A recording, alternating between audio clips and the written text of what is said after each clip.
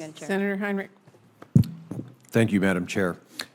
Secretary Granholm, you actually joined me to see the very first wind towers coming off the line at Arcosa's manufacturing plant in Belen, New Mexico. And that's a great example of how the Inflation Reduction Act is literally bringing manufacturing back to the United States. And I believe that we now need to do the same for components of our power grid, things like transformers. Can you talk a little bit about how your budget request of $113 million for the Office of Manufacturing and Energy Supply Chains can help ensure that we have American-made grid components? Yeah, I mean, we're doing a number of things on this. First, and thank you for your leadership on it, because we know that we may need some additional support for it.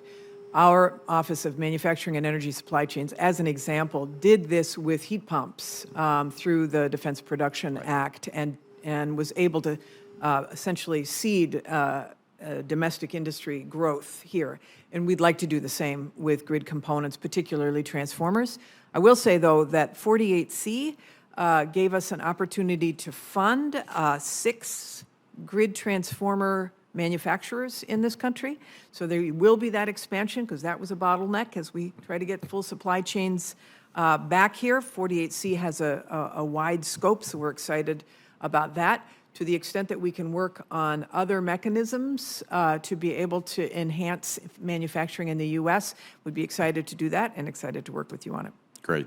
Yeah, I think transformers are a real, as you know, bottleneck right now, and something we should be making here for our own security.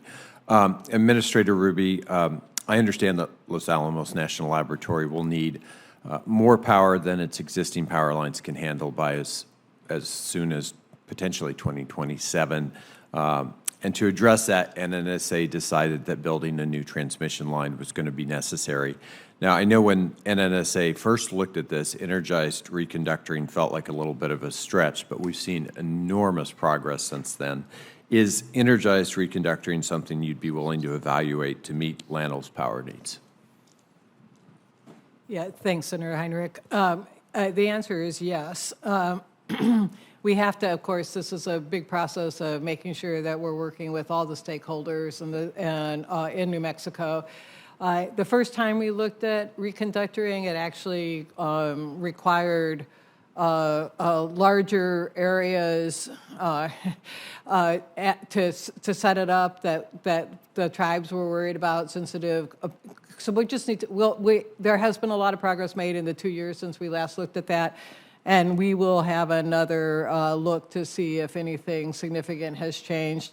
Meanwhile, we'll in parallel move along, because, as you mentioned, 2027 is not that far, and we want to continue to do this. So we'll keep the process moving that we have right now, the NEPA process, but we'll take another look at reconductoring. I think it makes sense. I appreciate that. And I've heard concerns from the tribes about the current proposal as well, so I just think we need to evaluate all our options here.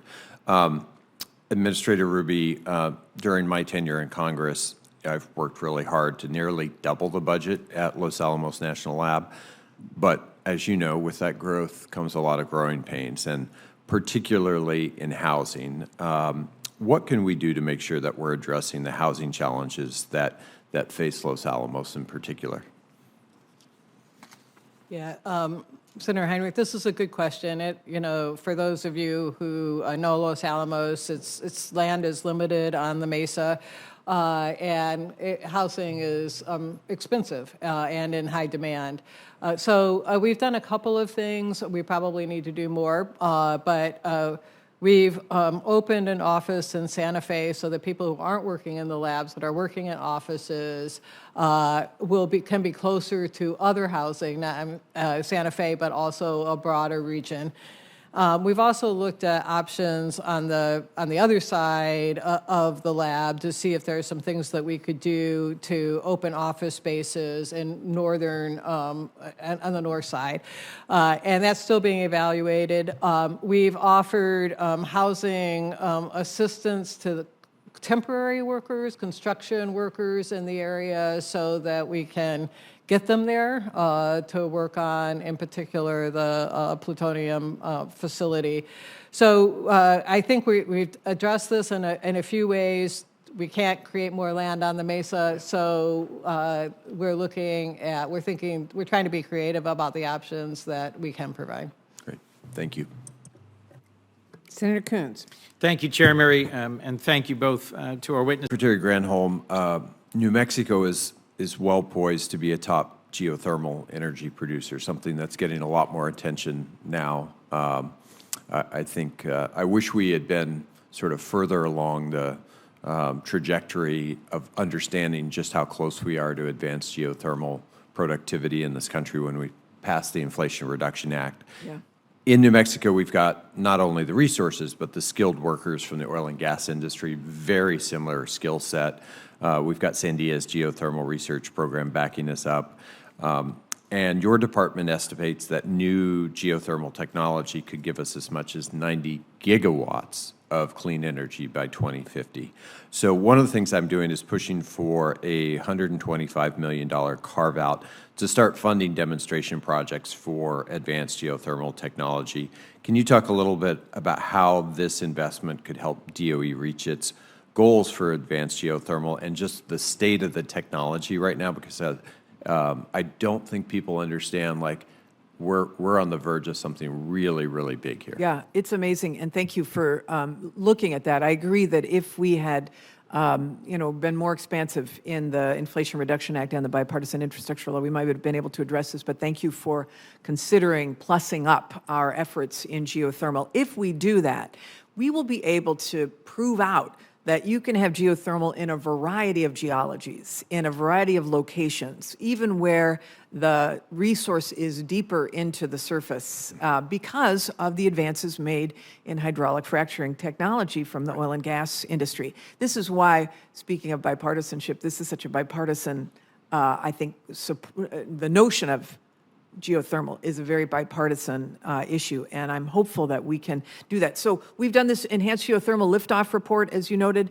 It has identified specific barriers that we're breaking down, but honestly, so many of those barriers now end up being market barriers, et cetera, because the technology barriers through efforts like Fervo and others, they are breaking down. And the tech world is reaching out to these companies that are doing this enhanced because they would like to see data centers paired with geothermal to get that firm baseload power, which we are very encouraging of. So we're excited about the potential breakthroughs. I just want to see the funding commensurate with the potential. And so thank you for your leadership on it. Absolutely, because I think we've known for a long time, or for a substantial amount of time, how to decarbonize the first 80% of the power sector. It's that last 20% that has been so elusive, and now we have technology that works, and we just need to bring it down the cost curve. And there's no doubt in my mind that this is another distributed technology that can be brought down the cost curve. Department of Energy recently announced a major proposal to perform groundbreaking work at the intersection of artificial intelligence, science, energy, national security. Can you talk a little bit about how the national labs, Los Alamos, Sandia, and others will be incorporated into that project? Yeah, and I feel free to toss to Administrator Ruby as well. But the President's executive order on AI has unleashed a whole swath of activity across agencies. Obviously, because of the national labs, we are the places where we do have those exascale computers and where the tools for leading in AI exist. The President's executive order set forth deadlines, shot clocks, et cetera. We've been meeting all of them. One of the important ones is to be able to train up 500 AI researchers and scientists, and that is going to be critical for not just the federal government, but across the span of things. We're concerned on the plus side of AI, of having enough power, but we think that AI can help to solve some of that because AI can teach us how to be more efficient as well. And in fact, I think NVIDIA just announced that they have halved the energy use of their chips, which is great, but there's still more that needs to be done on that. And we're also concerned about the negative uses of AI as well. Let me just toss it over to Administrator Rudy. I love when it gets negative.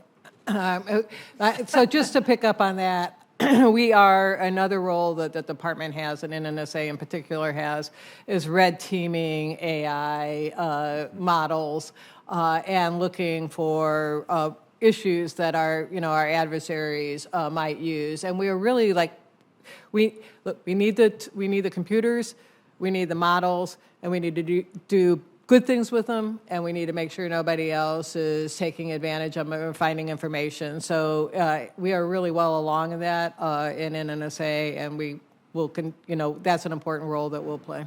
Yeah. Thank you, Madam Chair.